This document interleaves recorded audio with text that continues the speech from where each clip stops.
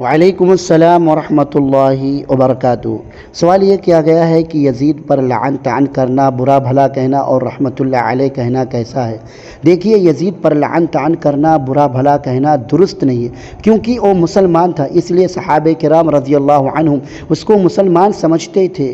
خود ان کے باپ معاویہ بن ابی سفیان رضی اللہ تعالی عنہ نے ان کو ولی عہد مقرر کیا اور صحابہ کی ایک جماعت نے ان کے ہاتھ پر بیعت کی۔ ان میں سر فہرست ابو ہریرہ رضی اللہ عنہ، انس بن مالک رضی اللہ عنہ اور عبداللہ بن عمر رضی اللہ عنہم ہیں، اور صحابہ کسی کافر کے ہاتھ پر بیعت نہیں کر سکتے ہیں۔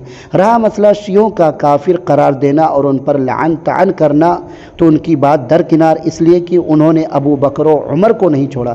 جب یہاں تک بات واضح ہو گئی کہ وہ مسلمان تھا، تو اللہ اور اس کے رسول کی تعلیمات کے مطابق اس کی زندگی میں اس پر لعن طعن کرنا یہ درست نہیں ہے۔ کسی متعین شخص پر لعن طعن کرنا درست نہیں ہے اس کی زندگی میں، اور مرنے کے بعد کوئی گھٹیا سے گھٹیا انسان کیوں نہ ہو، اس کو برا بھلا کہنا جائز نہیں ہے، حرام ہے۔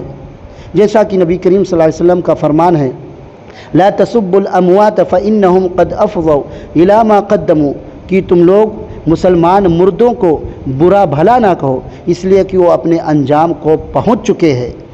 لہذا یزید پر لعن طعن کرنا، برا بھلا کہنا درست نہیں ہے۔ اس کے ظلم و ستم کی وجہ سے اور اس کے فسق و فجور کی وجہ سے آج کے دور میں دیکھا جائے کہ کتنے مسلمان ایسے ہیں جو شراب پیتے ہیں، زنا کرتے ہیں، کئی گناہوں میں ملوث ہیں، لیکن اس کے باوجود جب وہ دنیا سے چلا جاتا ہے تو اس کی نماز جنازہ پڑھتے ہیں۔